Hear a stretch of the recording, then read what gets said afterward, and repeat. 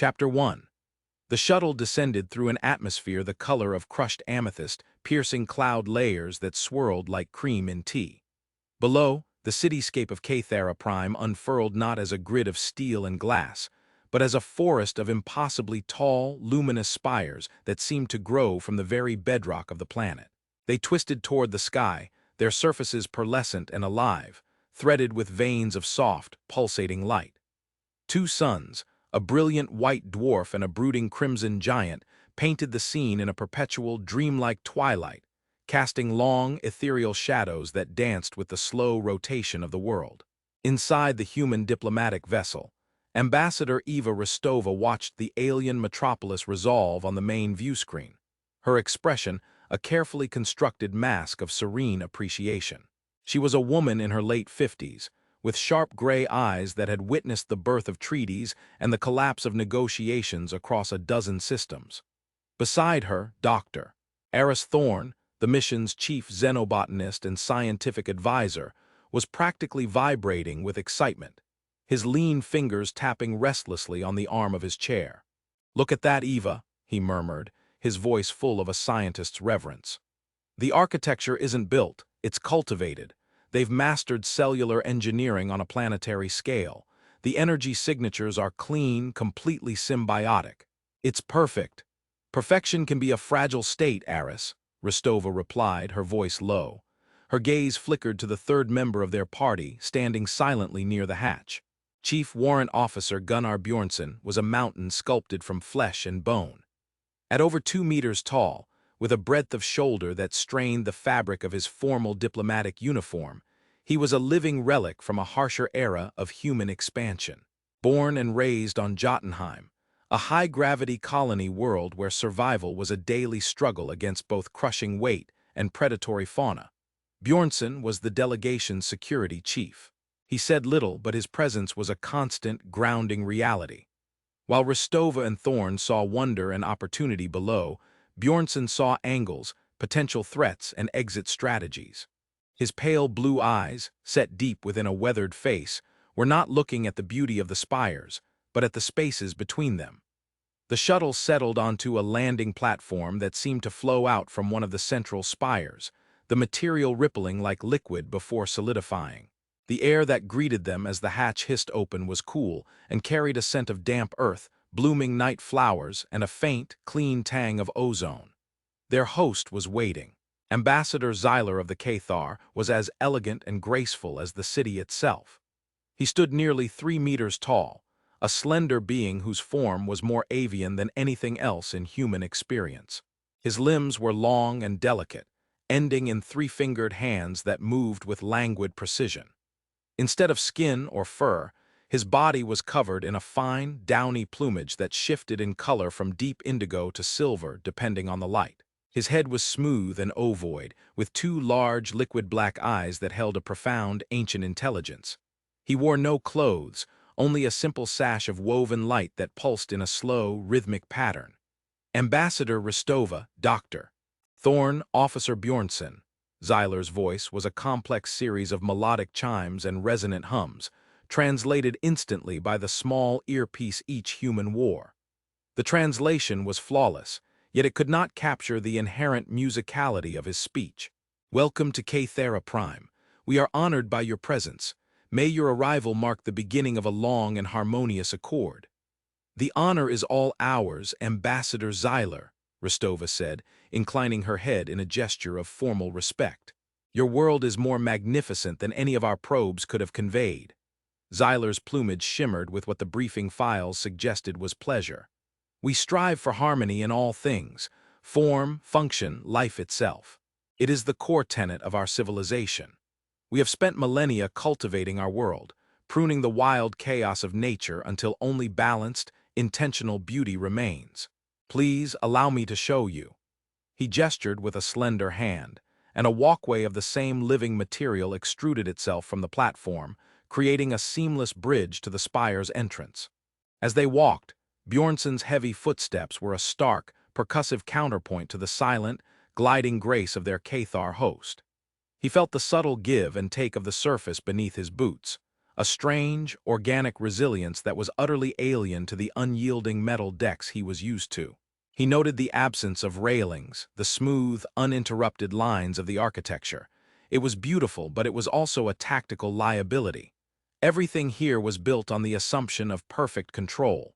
Chapter 2. The interior of the Spire of Confluence was even more breathtaking than its exterior. It was a vast, cavernous space, the walls sweeping upward into a vaulted ceiling so high it seemed to be a sky of its own, filled with constellations of softly glowing flora. There were no harsh lights, no visible machinery. Illumination came from bioluminescent mosses, from floating crystalline globes that drifted on imperceptible currents, and from the very walls themselves. The air hummed with a low, thrumming energy that was both invigorating and deeply calming. Cathar moved through the grand atrium with an unhurried grace, their colorful plumage a vibrant tapestry against the living architecture. They acknowledged the human delegation with slow, curious blinks of their large, dark eyes, their chiming language a constant, pleasant background noise. "This is a primary diplomatic and cultural nexus," Xyler explained, his chiming voice echoing slightly in the immense space. "Here we welcome emissaries, conduct discourse, and celebrate the arts. It is a testament to our philosophy that all intelligent life can be brought into a state of mutual understanding and resonance." "It's incredible," Aris Thorne said, his gaze sweeping across a wall where intricate patterns of light chased each other like schools of fish. "The power regulation, the environmental controls, it's all integrated. There are no conduits, no visible systems. How do you manage it?" A soft ripple of amusement went through Xyler's plumage. "We do not manage it, Doctor. We guide it. The Spire is a single, complex organism. We are symbiotic with our environment, not its masters. We express our intent and the world responds. It is a relationship built on millennia of trust and genetic understanding." Rostova filed this away. A society that negotiated with its own technology. Fascinating and potentially a crippling weakness. What happened when the environment ceased to listen? As they moved deeper into the Spire, Bjornson's unease grew. The lack of hard angles and defined corners was disorienting. Corridors flowed into rooms, walls curved into ceilings. There were no doors, only shimmering energy fields that parted at their approach and sealed behind them with a faint, musical sigh. There were no security checkpoints, no visible guards, no weapons of any kind. The Cathar's concept of security was entirely passive, built on the premise that no threat could possibly manifest in their perfectly ordered world. He felt naked without the familiar weight of a sidearm at his hip, the comforting rigidity of body armor. His training screamed at him from 1,000 different instincts, all of them telling him this place was a beautifully designed trap. "And this," Xyler announced, pausing before a particularly large, iridescent energy field, "is something we believe you will find instructive. It is our gallery of primal forms, a living museum dedicated to the life that existed on this world before we achieved harmony." The field dissolved, revealing a long, curving hall. On one side, the wall was a seamless expanse of the same glowing material. On the other, however, were massive, transparent panels, each one looking into a meticulously recreated habitat. Behind the shimmering containment fields of each enclosure was a piece of Cathara Prime's violent, chaotic past. Rostova's diplomatic smile tightened. A zoo. A very advanced, very elegant zoo. It was a classic power play, a subtle way of reminding their guests that they had tamed their world, a feat humanity was still struggling with. "We preserve these specimens for two reasons," Xyler continued, gliding along the walkway. "As a reminder of the discord from which we ascended, and as a subject of genetic study. By understanding the raw, aggressive impulses of our ancestors, we better understand the peace we have built." They passed enclosures containing creatures of nightmare and savage beauty. A flock of winged reptiles with crystalline teeth. A colony of silicon-based burrowers that could carve through solid rock. A massive, amphibious predator that hunted with sonic pulses. Aris was captivated, spouting observations about convergent evolution and non-carbon-based metabolisms. Bjornson, however, saw something else. He saw weapons. He analyzed their movements, their musculature, their apparent methods of attack. He saw a six-legged hunter built for speed and ambush. He saw a creature with natural body armor that would shrug off small arms fire. He cataloged them, assessed them, and filed them away. His mind, honed by years of survival in a place that actively tried to kill him, was a stark contrast to the philosophical musings of his host. And this, Xyler stopped before the largest enclosure at the end of the hall, is the pinnacle of our planet's predatory evolution, the last and most formidable of the great hunters. The scorn. Bjornson's gaze locked onto the creature within. It was magnificent and terrifying. Roughly the size of a Terran grizzly bear, it was a chiseled engine of death. Its body was low-slung and powerful, covered in a segmented, chitinous carapace the color of volcanic rock, iridescent and unsettlingly beautiful. 6 powerful legs, tipped with obsidian-like talons, gave it a scuttling, insectoid gait. Its head was a wedge of armored bone, with a maw that split open vertically, revealing rows of serrated, needle-like teeth. But its most arresting features were its 2 primary forelimbs, which were not legs but massive, scythe-like appendages, ridged with sharpened bone. They were currently held tucked against its thorax, but Bjornson could see the immense, coiled power within them. The creature paced behind the energy field, its cluster of small, red eyes tracking their movement with an unnerving, predatory intelligence. A perfect killing machine, Aris breathed, his scientific curiosity overriding any sense of fear. Its physiology is flawless for an apex predator.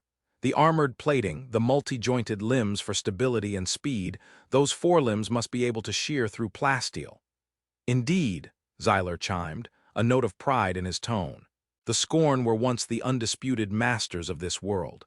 They are driven by a singular, unyielding imperative, to hunt, to kill, to dominate, an echo of the universe's chaotic heart. We, of course, have moved beyond such crude impulses. He turned his large, dark eyes to Bjornson, whose silent, intense focus on the creature was a stark contrast to the other's reactions. Your species has a history of internal conflict, do you not? Perhaps you can appreciate this raw display of aggression more than we can. It was a subtle, patronizing barb, a reminder of humanity's bloody past. Ristova's eyes narrowed slightly, but before she could formulate a diplomatic response, Bjornson answered, his voice a low, gravelly rumble. I appreciate that it's on the other side of that field, Ambassador. Xyler's plumage ruffled slightly, unsure if it was a joke or a statement of fact. It was then that the world went wrong. Chapter 3. The first sign was a flicker. The constellations on the ceiling blinked. The soft hum of the spire faltered, dropping in pitch for a microsecond before returning. The Cathar in the distance paused, their graceful movements momentarily arrested. Xyler's chiming voice held a note of consternation. A minor energy fluctuation, unprecedented but of no concern. Our systems are redundant 1,000 times over. Then, the lights did not just flicker. They died. Plunging darkness swallowed the gallery. The only illumination came from the faint, residual glow of some of the biological components in the walls, casting the hall in a ghostly, underwater luminescence. The deep, comforting hum of the spire was replaced by an unnerving, absolute silence. It was a silence so profound it felt heavy, pressing in on them. It was the silence of a machine that had just stopped breathing. For a moment, no one moved. The sudden sensory deprivation was disorienting. Xyler, Ristova's voice was sharp, cutting through the stillness. What is happening? I do not know. The Cathar ambassador's translated voice was strained, the musicality gone, replaced by a flat, worried tone. This is impossible. The primary power core cannot fail. The backups are independent. A new sound began to fill the void. A low, rhythmic thudding. It was coming from the Scorn's enclosure. Bjornson's head snapped toward the sound. In the gloom, he could just make out the massive creature's silhouette. It was no longer pacing. It was ramming its armored head against the transparent wall of its enclosure. The containment field that had shimmered with power was gone. Only the physical barrier remained. Thud, thud, thud. A spiderweb of cracks appeared on the panel, glowing faintly in the dim light. The containment fields are down, Aris stated, his voice tight with dawning horror. Without power, they're just walls. And they're not holding. Panic flared in Xyler's voice, a series of high-pitched, discordant chimes. We must leave, now. He turned to glide away, but the shimmering force field that had sealed the entrance to the gallery was also gone. In its place was a solid wall. The living architecture, deprived of its guiding energy, had defaulted to a sealed state. They were trapped. Thud. Crack. A section of the Scorn's enclosure panel shattered, falling inward with a crystalline tinkle that was terrifyingly loud in the silent hall. A wave of alien scent washed over them, a musky, predatory odor of ozone and raw meat. The thudding stopped. A new sound replaced it, the sharp, scraping clicks of obsidian talons on the polished floor of the gallery. It was out. The other enclosures erupted in a cacophony of shrieks, hisses, and growls, as their occupants sensed the failure of their prisons. The controlled, serene museum had become a death trap, a corridor lined with cages whose doors were now wide open. Bjornsson moved. While the others were frozen in the initial shock, his body, honed by a lifetime of reacting to sudden violence, had already shifted into a different state of being. The diplomat's uniform felt like a costume. Underneath, the predator he had been trained to be was awake. "Ambassador, get behind me." His voice was a low command, devoid of panic. He pushed Rostova and Thorn back against the solid wall, creating a tight, defensible knot of bodies. He placed himself in front of them, a human shield. "Xyler, are there any maintenance hatches? Emergency exits?" The Cathar was trembling, his elegant plumage matted with a nervous sweat. His entire civilization was built on the absence of this exact scenario. He had no protocol, no instinct for this. No, this level is a sealed showcase. Security is centralized. They would have to come for us. A screech from down the hall announced the first of the smaller predators had emerged.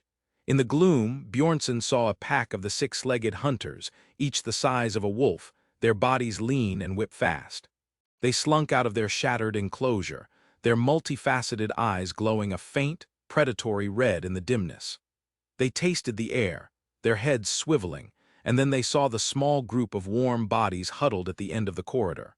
"They're coming," Aris whispered, his scientific detachment completely gone, replaced by raw, primal fear. Bjornsson scanned the immediate area. His eyes, already accustomed to the low light, picked out a heavy, decorative stanchion near one of the enclosures.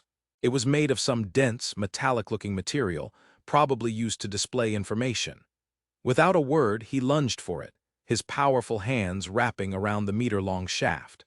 With a grunt of effort that spoke of Jotunheim's crushing gravity, he wrenched it from its base. The sound of tearing metal echoed in the hall. He now held a makeshift mace. It wasn't a pulse rifle, but it was solid, heavy, and real. He planted his feet, his massive frame a bulwark between his charges and the approaching threat. The pack of hunters fanned out, their movements fluid and coordinated. They began to circle, looking for an opening.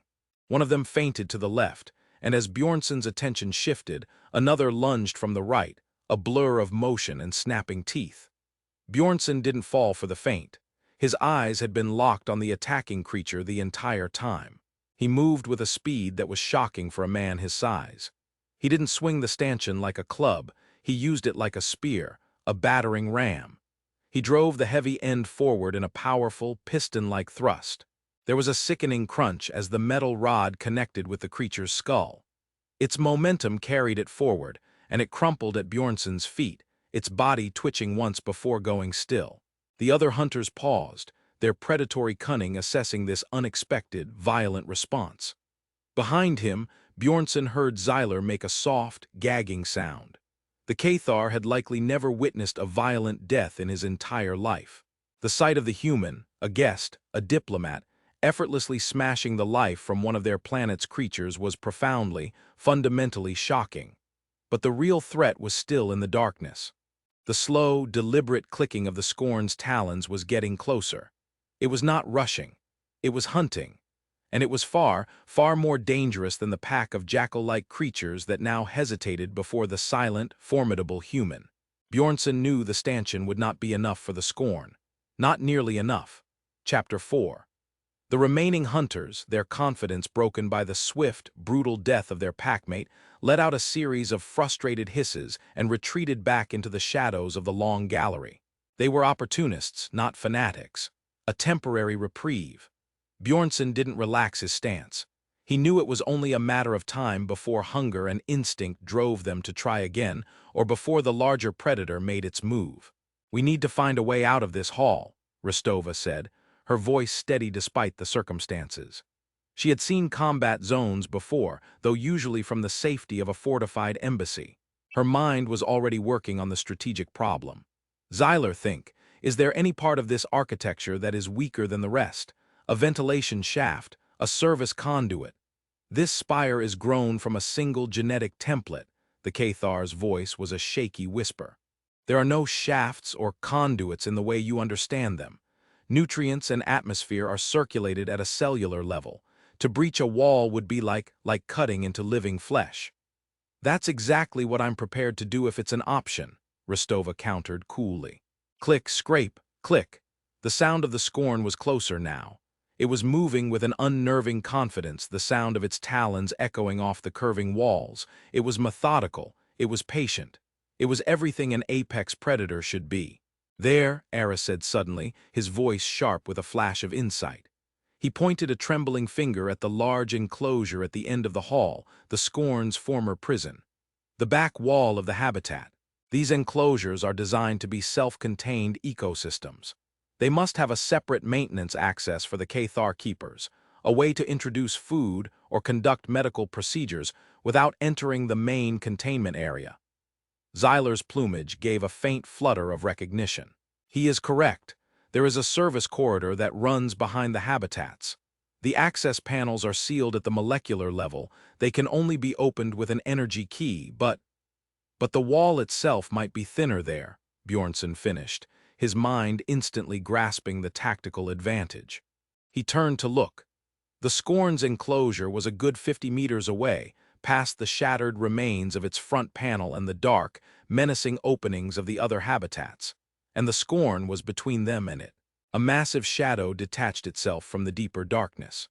The creature stepped into the ghostly twilight, its cluster of red eyes glowing with malevolent intensity.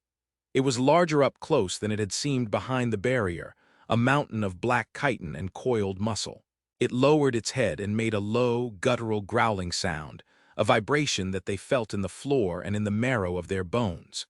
It wasn't a roar of aggression, but a sound of proprietary ownership. This was its hunting ground now. "New plan," Bjornsson said, his voice flat. He took a step forward, placing himself more firmly between the Scorn and the others.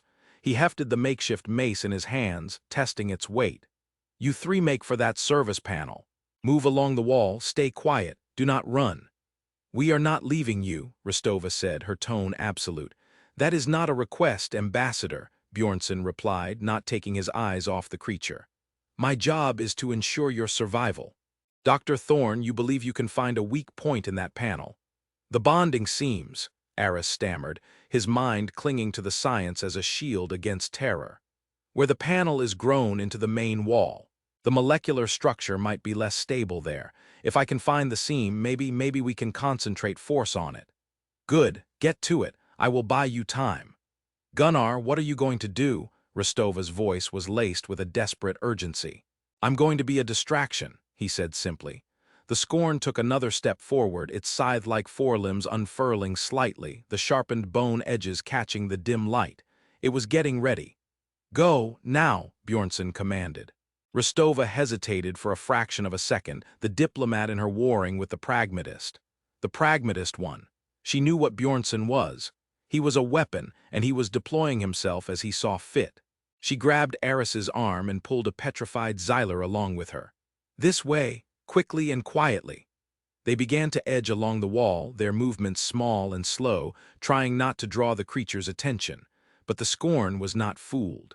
Its head swiveled, its red eyes tracking the movement of the smaller, more vulnerable prey. It let out a sharp hiss and took a step to intercept them. "Hey!"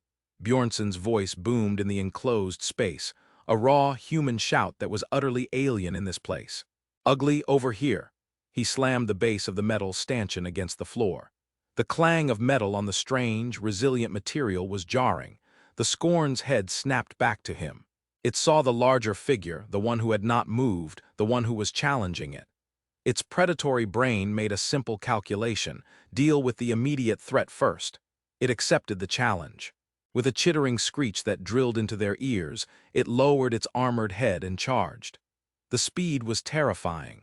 It wasn't the gallop of a horse or the bound of a tiger. It was an insectoid scurrying, a six-legged locomotion that ate up the distance with horrifying efficiency. 50 meters vanished in seconds. It was a living battering ram of chitin and rage. Bjornsson planted his feet, bending his knees, sinking his center of gravity. He held the stanchion like a sharpened stake. The instincts of 1,000 generations of human hunters, of soldiers facing down cavalry charges, of men standing against the fury of nature, all surged to the forefront of his mind. He was no longer a diplomatic security officer. He was a Jotunheim beast slayer, and he was in his element. The Scorn was 5 meters away when he acted. He didn't wait for the impact. He lunged forward to meet it, adding his own momentum to the collision. He aimed the sharp, torn end of the stanchion at the creature's head, hoping to pierce an eye or find a weak point in the armor. The impact was cataclysmic. The sound was a sickening fusion of a metallic clang and a wet, organic crunch. The force threw Bjornsson backward, his boots skidding on the floor. A searing pain shot up his arms as the shock of the blow traveled through the metal rod. He held on, his muscles screaming in protest. The stanchion did not penetrate the Scorn's armored cranium, but the sheer, brute force of the impact did its job. The creature's charge was broken. It stumbled, its head thrown to one side with a snap of cartilage. It let out a shriek of pain and fury, shaking its massive head.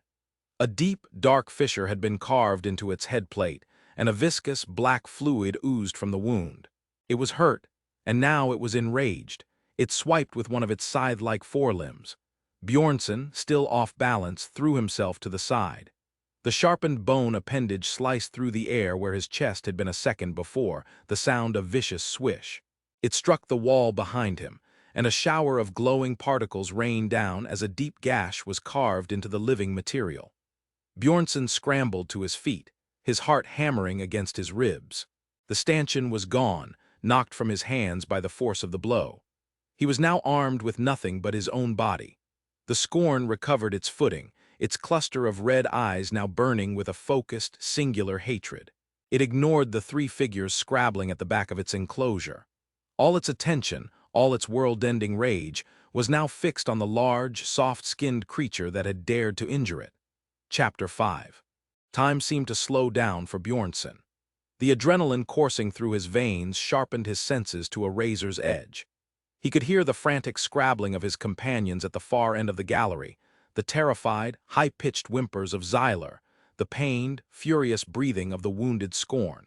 He saw the way the creature's muscles bunched beneath its chitinous plates, the subtle shift in its stance as it prepared for its next attack. He had no weapon. His back was to a solid wall. There was no retreat. It was a scenario straight out of his training on Jotunheim, a cornered man against a superior predator. In such moments, there were only two outcomes. The Scorn did not charge this time. It advanced slowly, deliberately, its scythes held wide, hurting him, cutting off any chance of escape. Its intelligence was terrifyingly apparent. It was using tactics. It lowered its head, presenting the thickest part of its armored cranium, protecting the wound he had inflicted. Bjornsson backed away slowly, his hands held open, his body coiled like a spring. He was a giant of a man, but he was dwarfed by the sheer mass and lethality of the alien creature. To Xyler, watching in abject horror, the situation was utterly hopeless. The human was soft, unarmored. The Scorn was a biological war machine. The outcome was a foregone conclusion.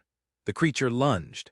It wasn't a full charge, but a short, explosive burst of speed, one of its scythes slashing in a horizontal arc meant to cleave him in two. Bjornsson did not try to dodge backward. He did the one thing the Scorn's predatory instincts would not anticipate. He moved forward into the attack. He dropped, his body going low, the razor-sharp limb whistling inches over his head. In that single, fluid motion, he was inside the creature's guard, too close for it to bring its primary weapons to bear. He drove his shoulder into the Scorn's lead leg, a brutal, high-gravity tackle. It was like hitting a solid wall, but a wall that had a slight give. The creature stumbled, surprised by the unexpected tactic and the sheer kinetic force of the human's mass. For a precious second, its balance was compromised. Bjornsson seized the opportunity. His hands, large and calloused, shot out and locked onto the leg he had struck. His fingers, strengthened by years of clinging to cliff faces and handling heavy equipment in punishing gravity, found purchase in the flexible joint where the leg met the thorax. He heaved. It was a primal, explosive act of violence fueled by desperation and adrenaline. The muscles in his back, shoulders, and legs screamed as they were pushed beyond their limits. A sound of tearing sinew and cracking chitin filled the air. With a final, convulsive roar of effort, he ripped the creature's foremost leg clean from its socket. The scorn shrieked, a sound of pure, unadulterated agony that was 1,000 times worse than its previous cries of rage. It was a high, piercing wail that scraped at the nerves. Black, viscous fluid gushed from the gaping wound, spattering across Bjornsson's face and uniform. The creature staggered back, its balance shattered, trying to compensate for the loss of a primary limb. It was grievously wounded, maddened with pain. Its tactical caution was gone, replaced by a singular, burning need to destroy the source of its agony. It reared up on its hind legs, bringing its full height to bear, its massive side limbs raised high for a devastating downward strike. It was a terrifying sight, a black carapaced angel of death silhouetted against the dim, ghostly light. This was the opening Bjornsson had been waiting for. As the scorn reared up, it exposed its underside, the less armored thorax and abdomen where the vital organs were housed. He didn't hesitate. He launched himself forward again, a human missile aimed at the creature's chest. He slammed into it with the full force of his 200-kilogram mass. The scorn, already unstable on its hind legs, toppled backward with a ground-shaking crash. Bjornsson was on top of it, a brutal, close-quarters struggle on the floor of the silent gallery. The creature thrashed wildly, its remaining legs scrabbling for purchase, its scythes slashing at the air, trying to bring them down on the man on its chest. Bjornsson was in a maelstrom of flailing, razor-sharp limbs. He ignored the talons that tore at his uniform and flesh, scoring deep gouges along his arms and side. His focus was absolute. He grabbed the base of one of the flailing side limbs with both hands. The scorn's strength was immense, the limb bucking and twisting in his grip like a living piston. He felt his bones creak under the strain. Using the floor for leverage, he put his entire body weight into the motion, twisting the limb at an unnatural angle. He was not just fighting the creature, he was fighting its very biology. There was a loud, wet snap that echoed through the hall. He had broken the joint. The limb went limp, flopping uselessly to the side. Now the creature was largely disarmed. But it was still alive, its massive jaws snapping just inches from his face, its serrated teeth clacking together. It thrashed its head, trying to land a fatal bite. Bjornsson released the broken limb and shifted his grip, his hands finding the creature's head. One hand clamped over its snout, forcing the snapping maw shut. His other hand found the fissure he had created earlier with the stanchion. His fingers, thick and powerful as steel rods, dug into the wound, widening the crack in the carapace. The creature bucked beneath him, its powerful body spasming in agony and terror. It was experiencing something it had never known. It was no longer the hunter. It was the prey. Bjornsson locked his muscles, his face a mask of grim, utter concentration. He planted his knee on the creature's chest, anchoring himself. And then he pulled. He pitted his strength, the strength of a species born of struggle and conflict, against the natural armor of an alien apex predator. Veins stood out on his neck and forehead. A low, guttural roar was torn from his own throat, a sound more animal than human. The sound of cracking, splintering chitin was sickeningly loud. He tore a large plate of the armor clean off the creature's head, exposing the soft, pulsating tissue and complex nerve ganglia beneath. The scorn gave one last, terrifying shriek, a sound that was abruptly cut off. Without hesitation, Bjornsson drove his fist into the exposed brain case. He struck once, a blow with the full, desperate power of his entire body behind it. The sound was not a crack but a wet, final squelch. The creature's body went rigid. A final, violent tremor ran through its limbs, and then it was still. Silence descended upon the gallery once more. It was a silence deeper and more terrible than before. It was the silence of death. Bjornsson remained on top of the dead creature for a long moment, his chest heaving, his body screaming with pain and exhaustion. He was covered in the scorn's black blood and his own red. Slowly, painfully, he pushed himself up and staggered to his feet. He stood over the corpse of the thing he had just killed with his bare hands, a towering, blood-soaked figure in the ghostly twilight. And then he turned to look at his companions. Rostova and Thorn were staring, their faces pale with shock.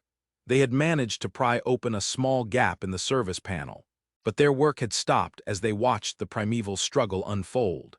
They were looking at Bjornsson not as their protector, but as something alien and terrifying in his own right. But it was Zyler's reaction that was the most profound. The Cathar was pressed against the wall, his slender body trembling uncontrollably. His large, dark eyes were wide with an emotion that went beyond fear. It was a deep, soul-shaking horror, a complete and utter shattering of his entire worldview. He wasn't looking at a hero who had saved them. He was looking at a monster. In his eyes, the dead scorn on the floor was just a simple, predictable product of nature. It killed because that was its function. But the human had met that primal violence and had not just matched it, but had overcome it with a terrifying blend of strategy, brutality, and an unyielding will to survive that was more ferocious than any simple instinct. The Cathar had spent millennia breeding the predator out of themselves, achieving a state of perfect, placid harmony. In that moment, Zyler realized they had made a terrible mistake. They had invited a species to their world that still carried the predator deep within its soul, and their harmony had absolutely no defense against it. Chapter 6. The silence in the gallery stretched, thick and heavy with the metallic scent of alien blood. The only sounds were Bjornsson's ragged breaths and the faint, terrified whimpering of Ambassador Zyler. Rostova was the first to break the spell. She took a hesitant step forward, her eyes fixed on Bjornsson, not the dead creature at his feet. "Gunnar, are you injured?" Her voice was strained, a mixture of concern and profound shock. Bjornsson looked down at himself as if noticing his own state for the first time. His uniform was in tatters. Deep, bleeding gashes ran along his arms and torso where the scorn's talons had found their mark. A dark bruise was already purpling on his cheek. He swayed slightly, the adrenaline beginning to ebb, leaving a deep, bone-aching exhaustion and a sea of pain in its wake. "I'll live," he rasped, his throat raw. He took a step toward them and Zyler flinched back, pressing himself flatter against the wall as if trying to merge with it. Bjornsson stopped. He saw the terror in the alien's eyes, and for the first time he seemed to comprehend the scene from their perspective. The blood, the raw violence, the sheer savage efficiency of what he had just done. He was not their savior. He was a creature more dangerous than the one he had killed. "The panel," he said, his voice softer, gesturing with his head toward their escape route. "Let's get out of here before its friends come looking." The reminder of the other predators still loose in the gallery was enough to spur them back into action. Aris, his face the color of chalk, turned back to the service panel. With renewed, frantic energy, he and Rostova managed to pull it open far enough to squeeze through. The space beyond was a narrow, dark corridor, pulsing with the faint, rhythmic glow of nutrient conduits. Aris scrambled through first, then turned to help Rostova. Zyler seemed incapable of moving, his limbs locked, his eyes still fixed on the carnage. "Ambassador Zyler," Rostova said, her tone gentle but firm, "we must go, now." It was Bjornsson who unfroze him. He took another step forward, and the Cathar, galvanized by a fresh spike of fear, scurried toward the opening and tumbled through it with a distinct lack of his usual grace. Rostova followed him. Bjornsson was the last to go. Before he squeezed through the gap, he paused and looked back down the long, dark hall. He saw the dead scorn, a black mountain of chitin on the pale floor. He heard the nervous hisses and chittering of the smaller creatures, still lurking in the shadows, now too afraid to approach. He had not just killed their alpha predator, he had established a new one. He was the monster in the dark now. With a final, weary grunt, he slipped through the panel, and Rostova helped him pull it shut behind them. It didn't seal, but it was a barrier. The service corridor was tight and dark, a stark contrast to the grand, open spaces of the rest of the spire. It was the building's circulatory system, a place not meant to be seen. They were inside the walls in the spire's unconscious mind. As they huddled together in the confined space, the spire began to wake up. A low hum returned, distant at first, then growing stronger. The nutrient conduits on the walls began to glow more brightly. A series of soft, chiming tones echoed through the structure, the sound of systems coming back online. Emergency lighting flickered on, filling the corridor with a dim but steady blue light. Through the crack in the panel, they could see the main gallery being illuminated as well. The power was returning. The ordeal was over. Help arrived minutes later. A team of Cathar, clad in soft, form-fitting environmental suits, found them.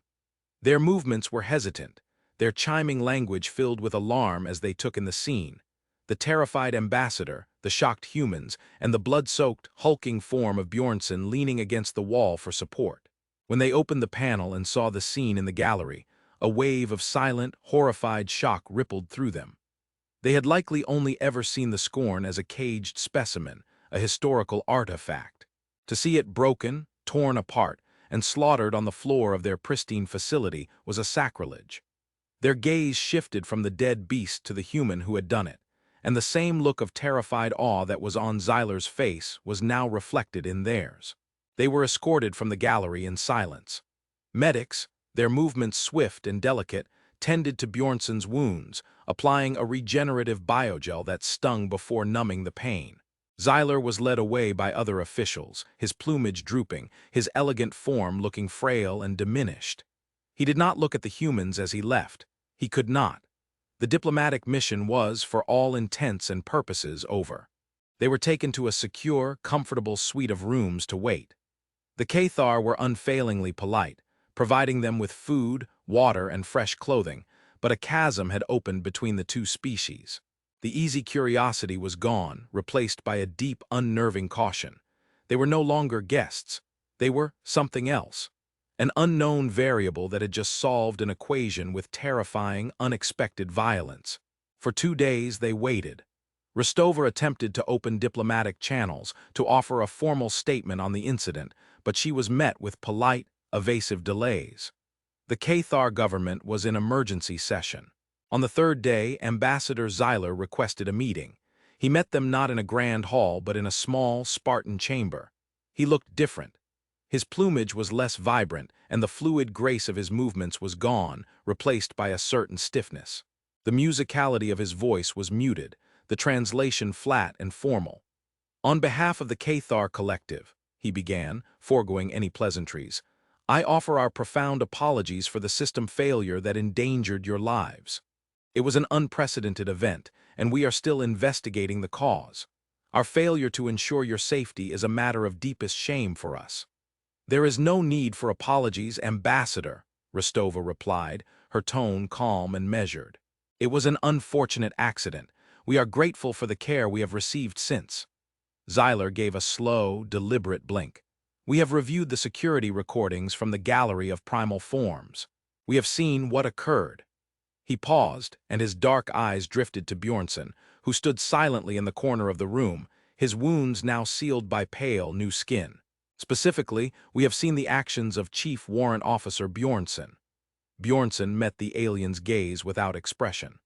"Our analyses concluded that without your intervention, the scorn would have terminated all of us," Zyler stated. It was a simple statement of fact, but it cost him a great deal to say it. "You saved our lives, my life. My officer acted to protect the delegation, as is his duty," Rostova said. "No, Ambassador," Zyler corrected, his voice dropping. "What we witnessed was not duty. Duty is a concept we understand. This was something else. Our threat assessment algorithms are struggling to categorize it. The scorn was superior in mass, armor, and natural weaponry. By every conceivable metric, your officer should have been killed instantly. Instead, he dismantled it." The word dismantled was chilling in its clinical accuracy. He exploited its mobility, created a weakness in its armor, and executed a sequence of actions with a level of tactical brutality our analysts cannot model. It was not the desperate flailing of a cornered animal. It was the work of a specialist. He turned his full attention to Rostova. "For millennia, our society has pursued a single goal, the complete elimination of violence and chaos. We have engineered it out of our genetics, our environment, our very philosophy. We have achieved a state of perfect harmony, a perfect peace. We believed this was the final enlightened state of all intelligent life. He gestured vaguely, a sign of his inner turmoil. But our system failure, and your response to it, has revealed a flaw in our philosophy. Our harmony is predicated on the absence of discord. We have cultivated a beautiful garden, but we have forgotten how to deal with the weeds. We have no gardeners. Rostova's sharp mind saw where this was going. Her heart began to beat a little faster. The entire dynamic of their first contact was shifting on its axis. We have studied your species' history since your arrival, Xyler continued. It is a history drenched in conflict, struggle, and violence. We first viewed this as a primitive trait, a chaotic phase you had yet to outgrow. We were arrogant. We were wrong. Your violence is not a weakness. It is a tool you have honed for hundreds of thousands of years. Officer Bjornsson is not an anomaly. He is an expression of a capability inherent to your species. He drew himself up to his full, elegant height. The formal diplomat was back. The Cathar Collective has convened and reached a new consensus. Our initial proposal was for a treaty of cultural exchange and scientific cooperation. This proposal is now insufficient. He paused, letting the weight of his words fill the room. We wish to propose a new, far deeper alliance, a security pact. Our civilization has mastered creation, harmony, and peace. Yours has mastered survival. You have retained something we have lost, something we now realize we desperately need. He looked from Rostova to the silent, hulking form of Bjornsson, and for the first time since the incident, the emotion in his eyes was not fear, but a calculated, profound respect. We have built a paradise. We would like to hire you to guard its gates.